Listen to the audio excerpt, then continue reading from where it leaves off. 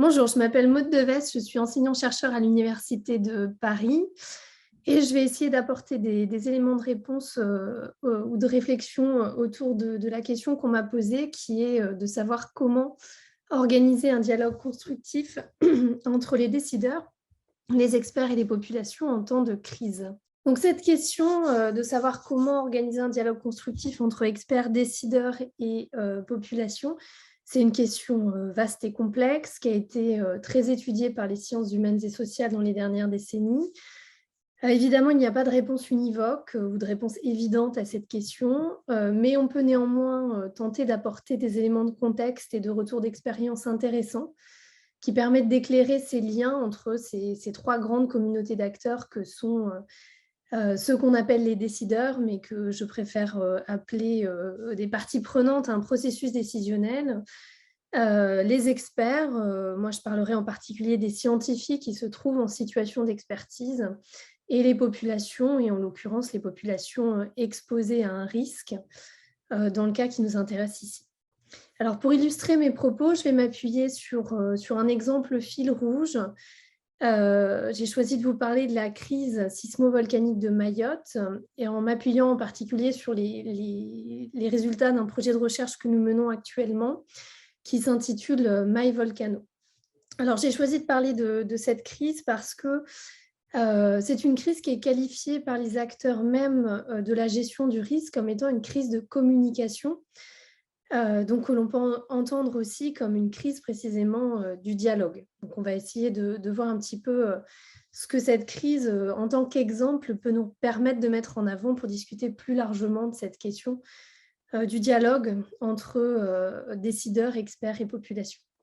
Donc très rapidement, pour présenter la crise, c'est une crise qui débute en mai 2018 par une crise sismique dont l'intensité et la durée surprend non seulement les populations, mais également les scientifiques et les autorités. Alors pourquoi est-ce qu'on est surpris ? Parce que c'est une région dans laquelle on a une sismicité qui, jusqu'à ce moment-là, a été plutôt modérée. C'est en outre une région qui est très peu étudiée par les sciences de la Terre et qui est très peu instrumentée, ce qui veut dire qu'il est très compliqué pour les scientifiques d'avoir une idée claire en premier lieu du phénomène qui est en train de se produire et de son évolution. De fait, il va s'écouler presque un an entre le début de la crise et l'annonce de la découverte d'une zone de volcanique actif, dont le volume est tout à fait inédit. Et durant cette année, ça va être une année durant laquelle le dialogue entre les différentes parties prenantes va être particulièrement compliqué. Donc évidemment, la crise, ce n'est pas l'événement naturel lui-même qui fait la crise, mais c'est bien la rencontre entre cet événement naturel, en l'occurrence cette activité sismo-volcanique, et un terreau politique et social prône à faire crise qui va générer un contexte de crise. Et c'est le cas à Mayotte. À Mayotte, on a un contexte social et politique particulièrement complexe. On est dans un département où 84% de la population vit sous le seuil de pauvreté, 26% est au chômage, 37% ne parlent pas français, 48% est étrangère, 30% n'a pas accès à l'eau potable et 4 personnes sur 10 vivent dans des habitations précaires. En 2018, on commence à peine à sortir également d'un épisode de contestation sociale massif avec des grèves, des barrages, des violences, et la défiance envers les autorités et la parole de ces autorités est particulièrement forte. Ce qui est intéressant avec le cas de cette crise de Mayotte, c'est qu'elle permet d'illustrer quelque chose que l'on retrouve sur différents terrains de crise, qui est un décalage de perception entre ces grandes communautés d'acteurs précisément. Donc peut-être préciser également maintenant le fait que je parle de crise, mais je mets crise entre guillemets dans mes diapositives, parce qu'en fait, cette activité sismo-volcanique dure depuis 3 ans, mais la crise à proprement parler, en tant que vécu de crise, en tant que crise gérée par des autorités spécialistes de la crise, avec activation d'une cellule de crise, etc. Cette crise à proprement parler, elle ne va durer que durant quelques semaines à quelques mois. Aujourd'hui, on est sorti en quelque sorte de la crise, on est toujours dans une phase où on cherche à mieux comprendre le phénomène. Beaucoup d'efforts ont été réalisés pour en comprendre l'évolution possible, etc. Mais on est encore dans une phase où les scientifiques, en l'occurrence, travaillent sur les scénarios. Donc, on est plutôt dans une phase aujourd'hui où on n'est plus dans la partie aiguë de la crise, mais plutôt dans une phase de préparation à la gestion du risque et potentiellement à des crises futures. Donc, c'est ce terme de crise, finalement, qui est utilisé par les scientifiques de la Terre pour décrire l'ensemble de cet épisode. Je le mets entre guillemets pour bien signifier que la crise à proprement parler, la crise dans sa dimension sociale, elle n'a duré finalement que peu de temps après le début des premiers séismes. Toujours est-il qu'on a, durant la première année, une situation où il y a très peu d'informations, de très fortes incertitudes sur ce qu'il est en train de se passer, et un effort réel et constant de la part des acteurs, non seulement des services de l'État et des scientifiques, de communiquer, mais aussi du point de vue des populations, le sentiment qu'il n'y a pas suffisamment de communication, pas suffisamment d'informations, et l'impression que cette situation n'est pas prise au sérieux, peut-être, par les services de l'État. Alors, ce décalage, il se traduit par différentes choses. Un travail de sociologie mené par Laure Fallou a été fait sur les réseaux sociaux, qui a permis de montrer, de mettre en évidence une partie de ce décalage durant cette première année. Mais on peut aussi regarder du côté de ce que les populations elles-mêmes ont donné à voir, avec une adresse au gouvernement par le député de Mayotte dans les semaines qui ont suivi le début de la crise, dans laquelle il se plaignait à l'Assemblée nationale d'une communication très chaotique dans un contexte électrique, et où il demandait à ce que la situation soit prise beaucoup plus au sérieux.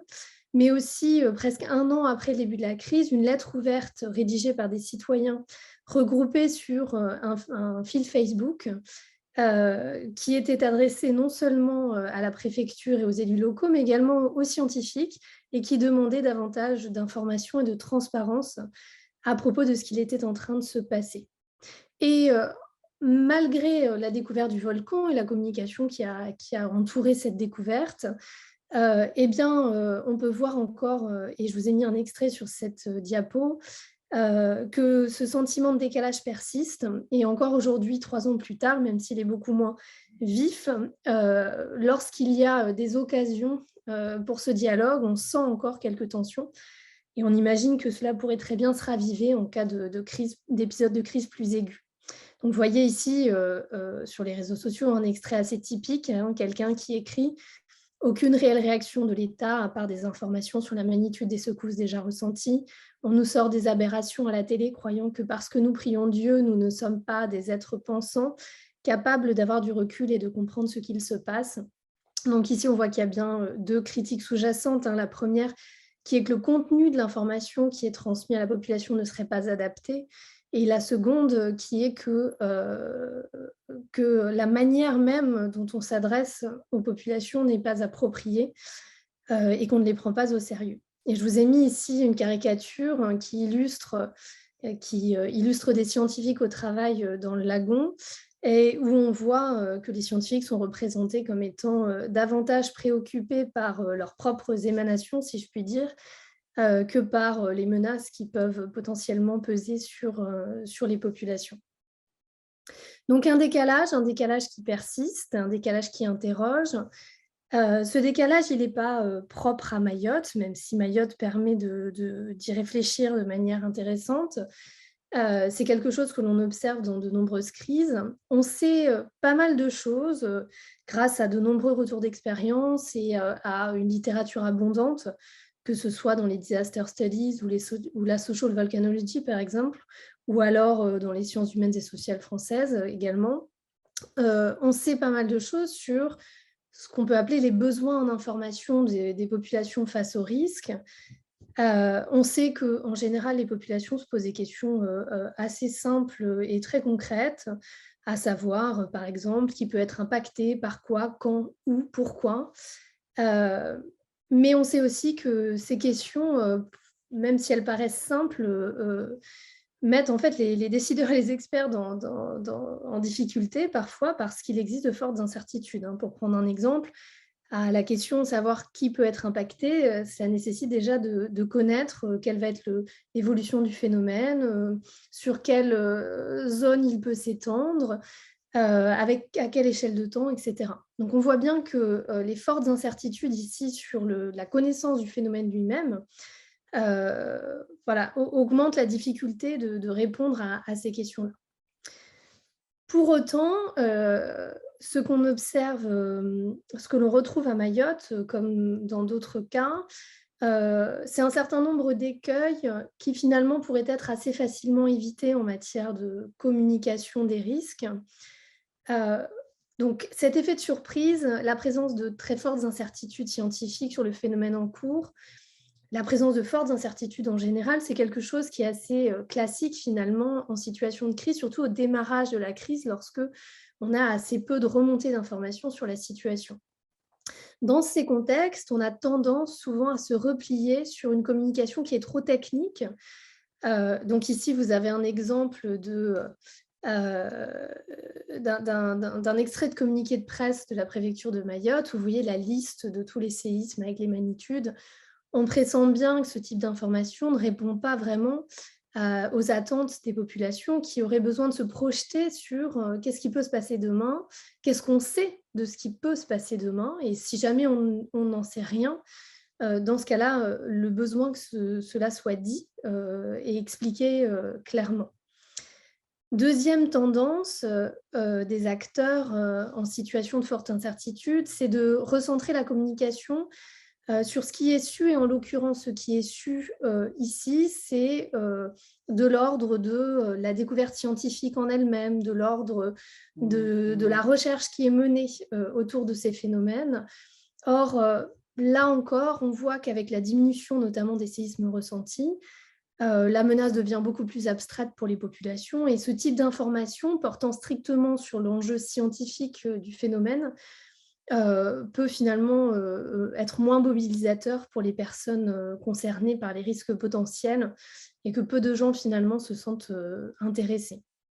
Enfin, et c'est une tendance assez récurrente, la volonté de la part des acteurs, donc en premier lieu des acteurs de la gestion de crise, mais souvent cela est récupéré aussi par les acteurs scientifiques, par les journalistes, l'envie de contribuer à l'effort collectif en rassurant à tout prix les populations dont on suppose qu'elles risquent de céder à la panique et que cela pourrait conduire à un désordre social.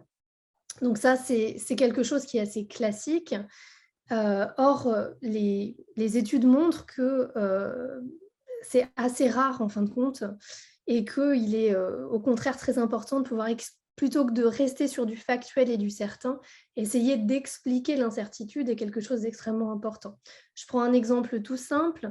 À Mayotte, l'hypothèse volcanique pour expliquer les séismes a circulé dans la presse locale quelques jours après le début de la crise sismique. Or, il a fallu attendre 6 mois avant que les acteurs officiels n'en parlent, ce qui a donné lieu à la propagation des rumeurs les plus folles entre-temps, et puis ce qui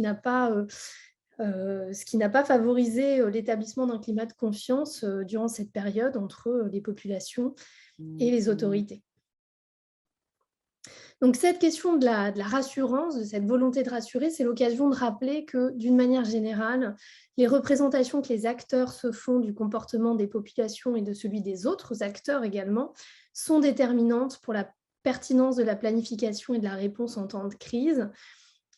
Ici, j'ai mis une citation d'un sociologue américain, Quarantelli, qui a beaucoup travaillé sur ces questions et qui nous dit que si vous appuyez votre action sur de fausses représentations des comportements des individus et des organisations partenaires, le plan peut être aussi bon que vous le souhaitez, mais il sera inutile.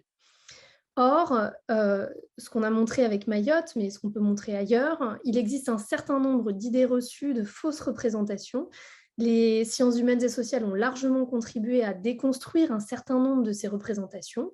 Par exemple, l'idée qu'il y aurait nécessairement un mouvement de panique en situation extrême, que les populations aient des comportements antisociaux ou irrationnels. Ce sont autant de choses qui sont à déconstruire car les études ont montré que ça n'était pas le cas. De ce point de vue, les médias jouent un rôle assez important puisqu'ils contribuent à façonner les représentations que nous nous faisons des situations de crise et catastrophes. Euh, certains collègues vont jusqu'à soutenir que dans les sociétés occidentales, l'essentiel des représentations que nous faisons de ces situations sont construites par notre lecture des médias, par le fait que nous voyons des films catastrophes. Or, dans les médias, dans les films catastrophes, les représentations qui circulent sont en décalage avec ce qui peut être montré lorsqu'on s'intéresse réellement à cette question des catastrophes et des crises. Et à Mayotte, juste pour vous donner un exemple, on a analysé le traitement médiatique de cette crise et on voit ici un extrait. Les populations sont présentées comme ayant des réactions irrationnelles et on oppose à cette irrationalité supposée les explications supposément rationnelles des experts. J'aurais pu également vous ajouter un extrait où vous verriez le préfet qui agit dans un rôle de rassurance. Donc, plusieurs observations dans ce traitement médiatique. Toujours 3 acteurs sont représentés seulement, tous les autres sont évacués. Décideurs, experts, population, certes, mais entre tous ces acteurs, il y a aussi tout un tas d'autres acteurs qui jouent des rôles très importants parce qu'ils sont médiateurs, et notamment auprès des populations. Je pense aux ONG sur le terrain, je pense aussi aux représentants communautaires, aux religieux, qui n'apparaissent plus dans ces représentations assez caricaturales finalement de ce qui pourrait se passer en situation de crise ou de catastrophe. À noter enfin que cette distribution des rôles renvoie à la structure même de nos démocraties représentatives qui s'appuie finalement sur une double délégation, d'une part aux élus qui décident au nom du peuple, aux scientifiques qui parlent au nom de la nature, mais les citoyens eux-mêmes ne s'expriment que de manière indirecte, se trouvant de facto réduits, en tout cas imaginairement, à une sorte de réceptacle passif du processus décisionnel. Donc, comment organiser un dialogue constructif? Ici, je vous ai parlé essentiellement de la dimension de communication, d'information. Je n'ai pas abordé la question de la gouvernance, qui est également très importante. Mais déjà, pour avoir un dialogue constructif, il s'agit de dépasser cet imaginaire, ces représentations, identifier et déconstruire les mythes que l'on attache à la place et à la fonction de chacun des acteurs, éviter évidemment les discours rassuristes qui sont souvent perçus comme étant par trop paternalistes, prendre en compte les singularités des différents publics concernés, veiller également à créer du lien et des échanges en amont de la réalisation du risque ou de la crise, car on sait très bien que la portée du message dépend beaucoup de la légitimité, de la crédibilité du messager. Et enfin, avoir à l'esprit que communiquer n'est pas informer. Un défaut que l'on observe souvent est de vouloir communiquer pour montrer que l'on est à l'œuvre, que l'on est en action, alors qu'en réalité, dans ces cas-là, on tente finalement de protéger en quelque sorte l'institution. Si on adaptait souvent des postures moins défensives, en cherchant vraiment à informer, à faire passer de l'information, on éviterait parfois certains écueils. On sait aussi que l'implication des populations est un levier clé de la réduction des risques de catastrophe. Dernière diapo, et j'en aurais terminé, insister sur l'importance, la prégnance du discours scientifique aujourd'hui dans le traitement médiatique, notamment des crises, ce qui oblige de réfléchir au fait que les scientifiques ne sont pas formés, ni à la gestion des risques et des crises pour la plupart d'entre eux, ni à la communication de crise, ce qui semble tout à fait important s'ils sont amenés effectivement à être experts en situation de crise. Merci à vous.